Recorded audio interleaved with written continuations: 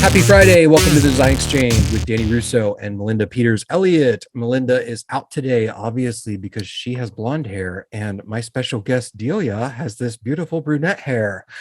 So we decided to bring Delia on, and she is an artist that is based in New York City that grew up in Nashville, Tennessee. Is that right? Yeah, I spent a lot of time in Nashville. I primarily grew up in Alabama, though, so even further south. Yes. Okay. Yeah. That's fun. So when did you leave Nashville to go to New York City? It was 2019, about 8 months prior to the pandemic. Lifelong dream to move to New York, finally made it happen, got a few good months, and then the city shut down on me. And I think New York was one of the first cities to actually shut down. Yeah. Like shut down hardcore. Yes. And yes. Oddly enough, I'm in Columbus, Ohio, and we followed you guys right after that. But that happened, March 23rd. I could tell you when it happened. It was Monday, March 23rd, because that was my 40th birthday. And for my 40th birthday, I got a pandemic. Yes, lovely. But at least you got a few months to enjoy New York. So you moved there from Nashville? Yes. So what got you started in the art world? Well, it's such a mixed bag answer, but I've always been into colors and art in some capacity. And there was a lot of hesitation to start painting on canvas for a long time. A lot of it was, will anyone like it? Will it be good? And all these things that you think, you don't want to put your heart out there. And then people say, oh, I don't like it. So there was a lot of fear in putting my art on canvas for a long time. So an outlet that I had, what did you have it on before canvas? I painted furniture.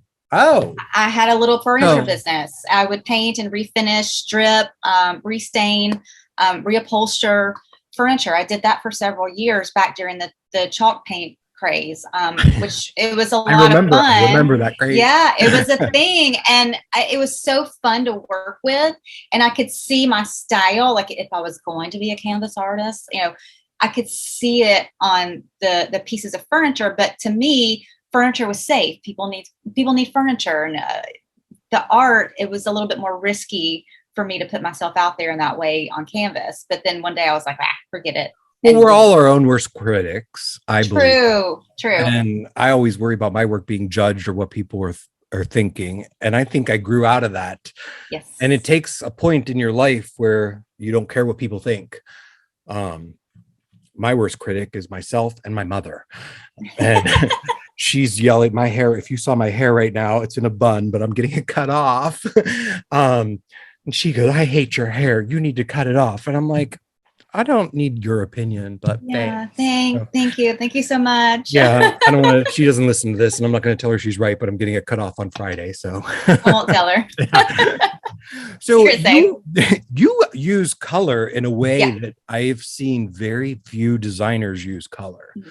And the colors that you use in your art, from what I've seen, they're very vibrant. Our listeners are designers and artists and clients, but the piece sitting behind you is one of your original pieces. Yes. What attracted you? So you went from the black and white chalkboard paint, chalkboard paint was black, right? So chalk paint in and of itself is chalk based, but it came in all kinds of colors. So I would mix different colors, bright colors, muted colors. So there were a lot of different shades to choose from. Okay. So I did use a lot of color in my furniture as well. Oh, that's neat. Yeah. So you like the way you use color. I mean, it's color and it's not in a bad way. I mean, I love the pieces that I've seen that you have out there. Mm-hmm. But I would call you the queen of color. Oh, I'll take for it. Art, I know. But I mean, I have some clients that specifically they live in Minnesota or Minneapolis and they love the bright, vibrant pieces of art that you're producing right now. So you ended up, I don't even know where to go with this. You ended up from Nashville to New York. I remember when you called me last week, because we were supposed to do this last week, and then we were supposed to do it yesterday, and then you thought it was, and I knew I was waiting for you to come on, and you thought it was whatever, the wrong day. Yeah. Was living in the wrong day yesterday. It's fine. We made it. I mean, I feel like it's been a holiday week. We've all been living that way. But so you're from the South. Yes. What attracted you to get into not only painting furniture, but using these vibrant colors in such a way that's so different?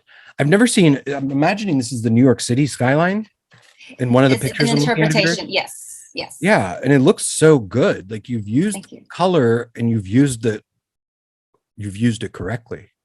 Thank you.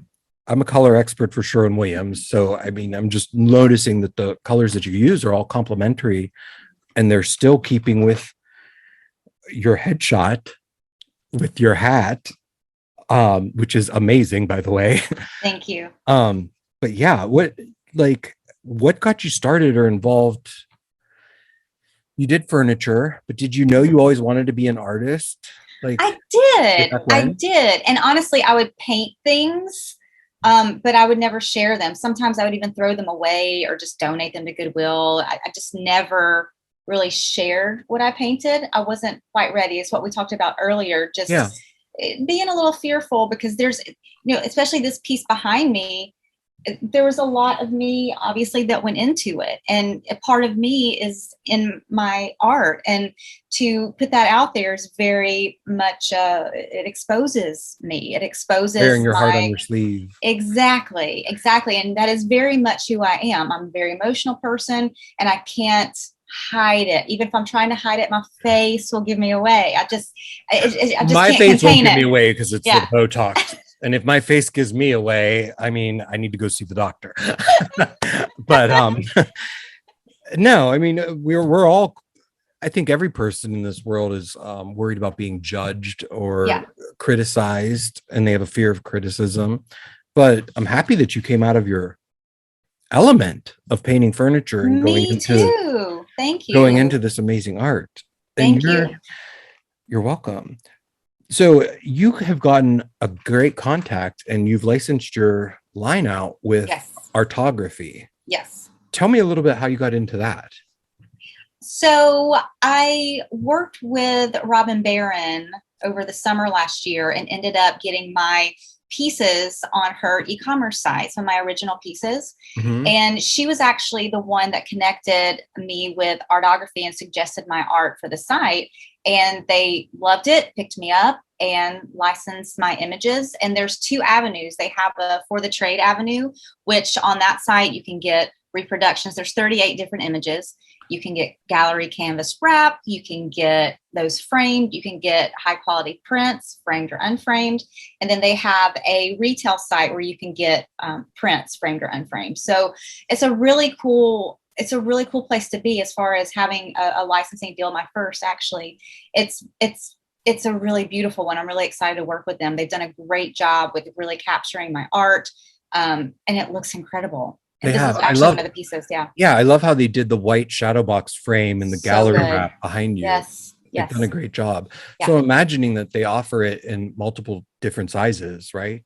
Many sizes. I believe the smallest is maybe 16 by 16 and it goes up to 30 by 40.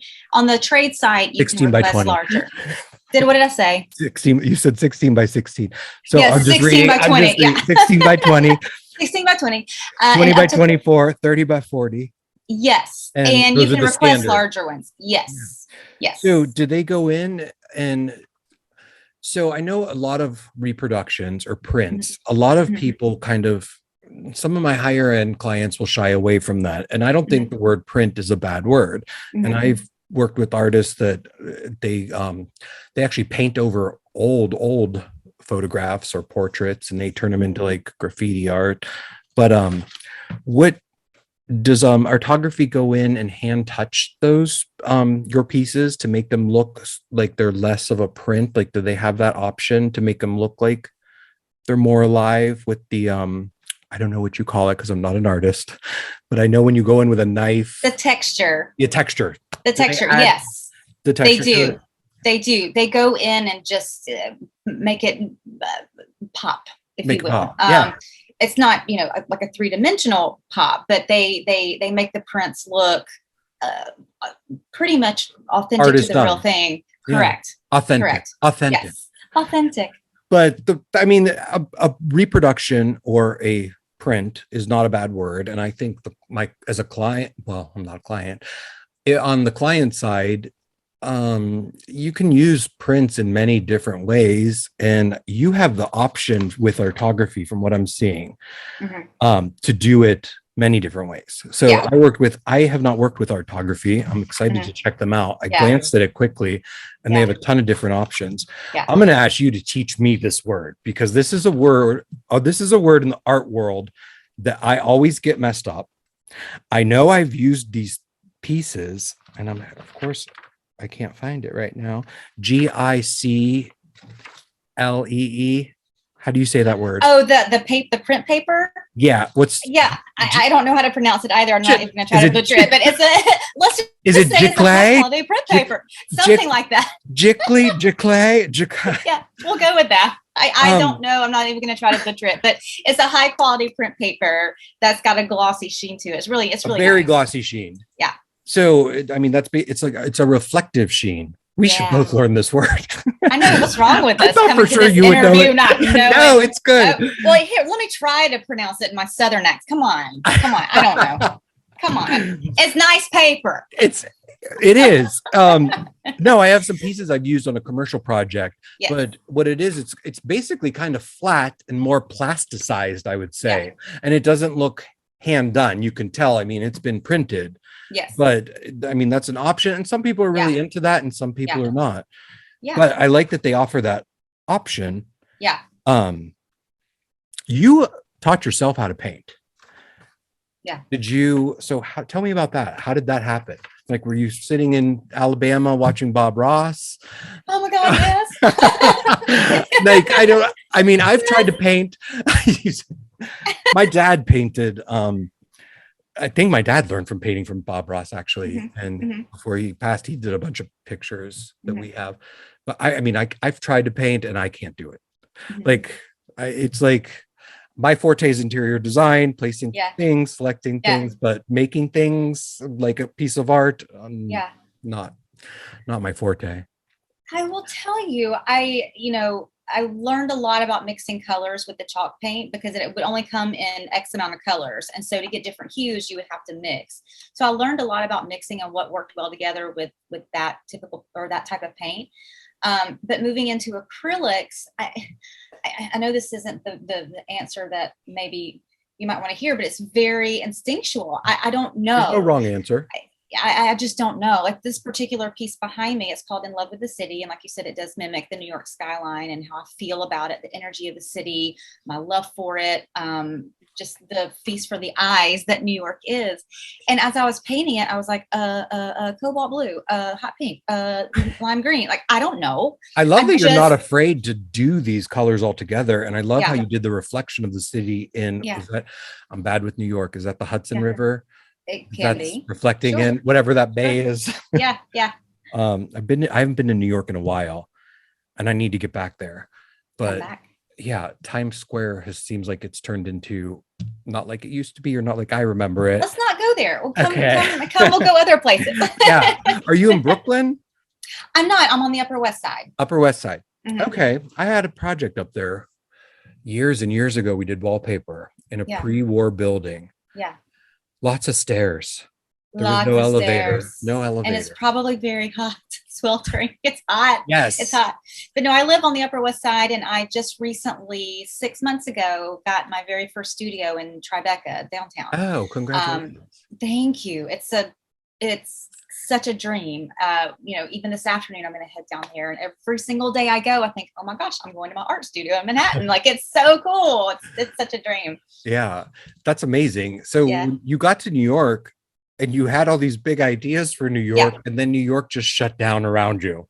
It did. Did that affect your aesthetic when you're painting? Like when you painted this picture of New York, when did you paint that? Was it before? During the pandemic. During the pandemic. So during the pandemic, you guys had it made. I mean, I don't want to say it like it was a good thing, Yeah. but there was no traffic, there were No. no people, there was No. really nothing open. What was it like living through that? Were you there when they were? I remember watching videos on Facebook and everybody was banging pots at a Yes, certain time. yes, yes. So during the beginning of the pandemic, I lived downtown, right on the main avenue, and Yeah. everyone would open their windows, go out on their fire escapes, clap, squeal, bang pots. It was the most heartwarming. I just remember thinking in that moment, I'm living in this. I'm never going to forget it. It's not going to last forever, but this is such a cool thing. You could hear it everywhere. If you weren't home, you could hear it just I just got echoing. chills listening to you say Yeah, it. it is just it. It was beautiful. It was beautiful. And that was for the first responders, Yeah. words of doctors, nurses. Mhm. So, trying to think, at that time I was like having a breakdown because all my clients had canceled. My husband is a doctor, so Oh, he had to keep going to work. There was no shutting down for right. us. No. I actually ended up going to film a TV show in Dallas. That's a whole nother story. But what did you guys, were the grocery stores open then? Grocery stores were open. That was pretty much it. Really? And yeah, I remember my kids and I have two teenagers. We went walking and we walked all the way to Times Square from our home downtown, and which normally would take us like, I don't know, 15, 20 minutes to walk. We were there. I mean, it was like a very quick 10, 12 minutes. We got there. There was no one, no tourists. When I tell you we were standing in the middle of Times Square alone, we were alone. There were a few security guards, maybe, you know, a person here or there, but it was like the rapture. It was so strange and so It kind of sounds surreal. refreshing It in a was weird way. nice in a weird way. I was like, oh, I Yeah. want the energy of the city back. But I think a lot of the inspiration came from that time because I was actually able to see it. I was able to see the city. Nothing was in my way. It was very open for me to look at, and Yes. the streets were empty for a while. But that's one of those poignant moments, like the 7 o'clock pot banging, being in Times Square alone. But even my kids were So like, "This everybody would is bang pots at bananas." 7 p.m. Yes, That's yes, it sounds surreal. Um, yes. you're one of the first people I've talked to from there, but I've had friends there that, and a lot of people had to move out of the city and they had left. And you're one of the few people I've talked to that moved into the city. Yeah. What was it like for your kids during that time? Like, I know all the schools were closed and They they were were. closed for an extended period. Yes. And you have teenagers. Yes. I I love my nephews to death, but I know you don't have kids. I love my dog. I don't know if I Yeah. could be in the house with my family for that amount of time, for that Yes. long of a time period. Well, What was it like? I will be totally honest with you, and this is the honest truth. They were talking about, oh, we may be going to remote learning for the foreseeable future, and I thought, oh boy, how are we going to get through this? You know, we had a 4,500 square foot home in Nashville, and now we're in a 900 square foot apartment in New York. How are we going to do this?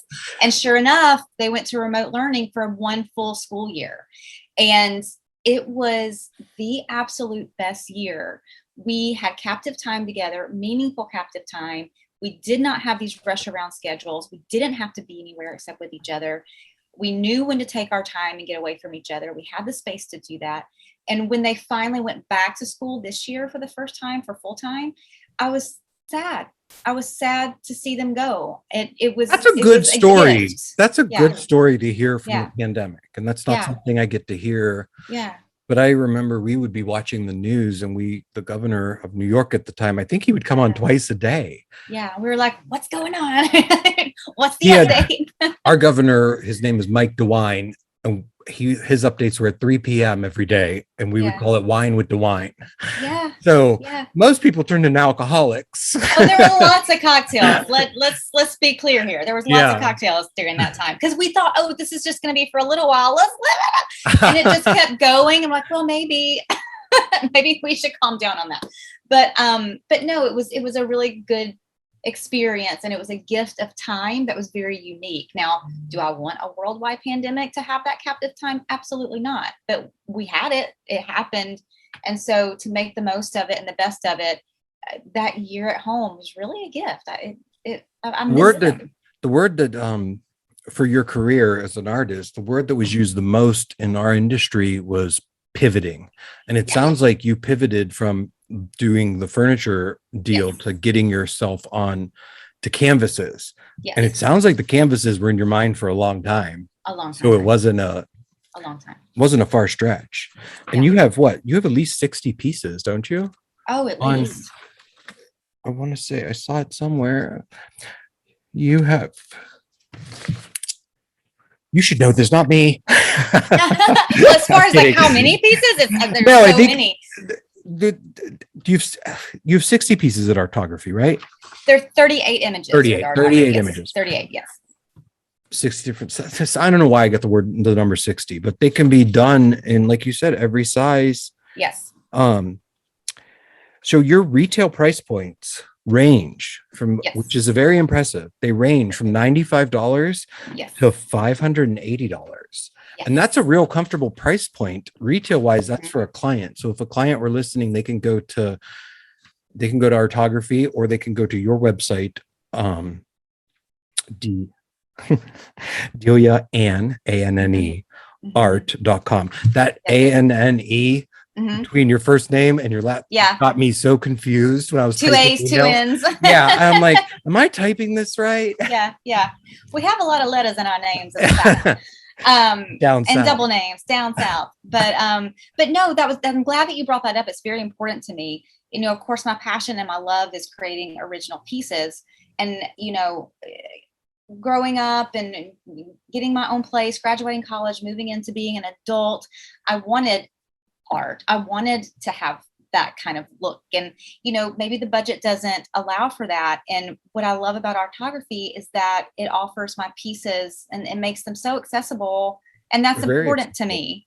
That's important to me, for people to have artist art, but you know, it's accessible. I really appreciate that. Correct.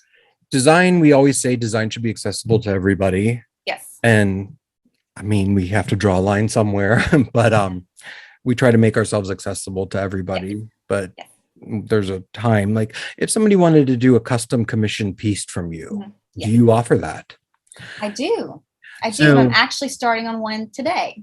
You are. Tell me more about it. What's it of? Oh, honestly, I cannot wait. Okay, so this piece, it's going to be. You can't tell me, you don't have to, but go ahead. Oh no, I would love to tell you. Let's do it. So no, it's going to be a 4 foot by 6 foot piece, vertical, that's going in a dining room in this beautiful home in Connecticut. She's got, I'm very excited about the color story. It's bright orange, bright pink, navy, and metallic gold. So it's right up my alley. Yes. And all I can think about is how I'm going to start layering them and what I'm going to do. I can't get it out of my head. So I'm very excited to go get it started today. So hopefully.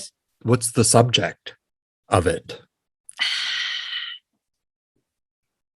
I don't know yet. I really feel like I've got to get in there and start feeling it. I'm not sure. But right now I'm just focused on the color and how excited the color story is making me. That color story is, it's incredible. I mean, it could be anything.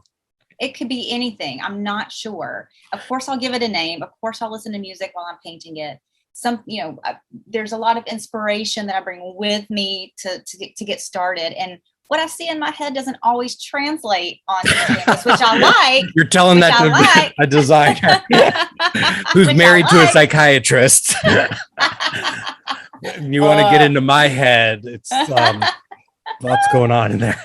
Lots going on. Yeah. Lots of us emotional people. We got lots going on. But no, I just have this idea of how I want to start putting the paints on the canvas. And I'm excited to see what they tell me they want to do. That sounds so arty, but do you do those small samples? So I've had some custom pieces done in the past, and they typically would do them on a 4x4, like little canvas, and they'd show me it and be like, what do you think of this? And then I'd be like, okay, I'm like, I like this, I don't like this about it. One time I had 4 different artists painting one picture, and it was something I saw in a magazine, but what's your process for like showing the client what they're going to get? it's Like, all it's all based on what I've already created. If okay. I were to create a small sample image, there would be no way that my brain to hand could make it happen Recreate it again. again. There's just no way. And honestly, I've tried that. I'm like, oh, I should sketch them first. I know some people will do watercolors or oil pastels of what they think they want to do on the canvas, and then it translates. I can't do that. I'm too in the moment. I can't plan ahead. I love I, that. I plan with the colors. I see Yeah. the colors, but what's going to happen? I don't know. I don't So know. they've commissioned this piece. It's 4x6. Yes. So they have, it's, you said dining room. Yes. So is there a designer involved in it? There's not that, There's well, not that not. I'm Okay. aware of. She may have had a furniture designer to help her with the room and I'm whatnot. just wondering if they took into account like framing and like, is it going to be framed? Is it like going to have a niche? Well, no, it's going to be on a flat wall. And we've talked Okay. about framing because it's going to be a deep profile canvas. Yeah. Really, the only option is going to be a floater frame. So, and which would be very sleek. I love floating flame. I do Love too. floating They flame. add such elegance, especially the metallic ones. They just make Yes. everything pop, especially bright colors that make it pop. What That's what is I would your like to see. opinion on picture lights? Have you ever, so a lot of times when I do people's artwork, Yeah. I'll do, they sell, we can get high end where they're built into the Yes. wall and it's all Yes. pre-planned out. Yes. But we also have access to ones that attach to the back of the frame and wash down. I actually found a rechargeable USB picture light that's LED. Yes. That's really cool on a magnetic bar. But I think lighting always makes artwork pop. Yes. And putting it behind wallpaper makes it pop off the wall even more. But what do you take lighting into account when the client's speccing something out? I mean, I can. That's a design. this I'm case, talking to you like it's- you're a designer. No, I'm just thinking about like my own personal, like for me, growing up as a Southerner, there's three things I love, and it's fabric for my curtains, rugs on the floor, and lighting. Love lamps, love chandeliers, love sconces, love picture light, love lighting. So if I could choose, I would love to have a little light over all the pieces. I think it just gives something special to it and makes it even more elevated and elegant. I 100% agree with you on that. Yeah, yeah. But since I'm not, technically the designer that's coming into the home, I've not ever really suggested lighting, but maybe I should. Well, I mean, think about your art and like when you shut the lights off in the room and you have just the picture light on, it takes a piece of art and turns it into something different in my mind. No, you're right. But I was just wondering what your opinion was on that. So it sounds like you've thought about it. Yeah, I love it. Yeah. Love to like them up. Lighting and design go hand in hand.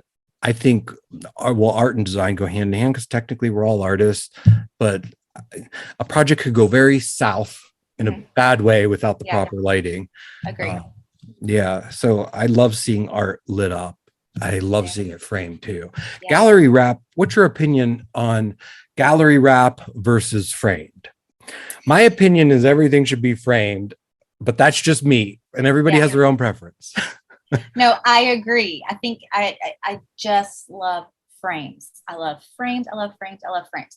I like painting on the deeper profile pictures just because I like the drip and the bleed from around the corner, but that still translates to frame. You can still see it. It's still cool. Not all of my pieces are such deep profiles. The thinner ones obviously can have more ornate and more powerful frames, which I like that as well.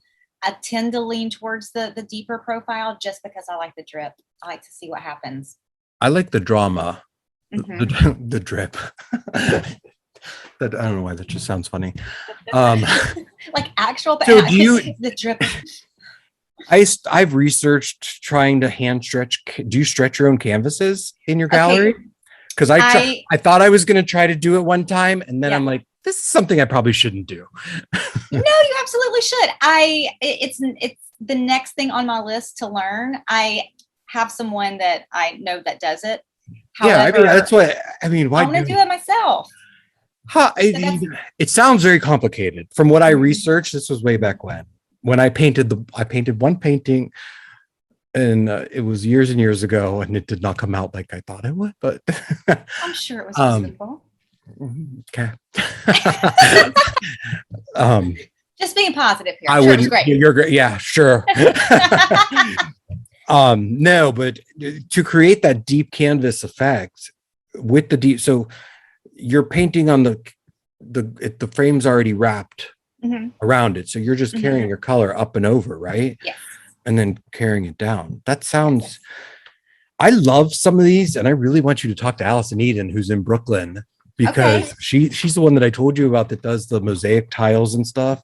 But some of this, your one piece, I'm looking at, it doesn't have a name on it. It just says a joyful and exuberant modern artwork in Delia Anne's signature vivid shades. This would be a really cool textile or wallpaper in my mind. So I don't know if that's ever been on your radar to do, but I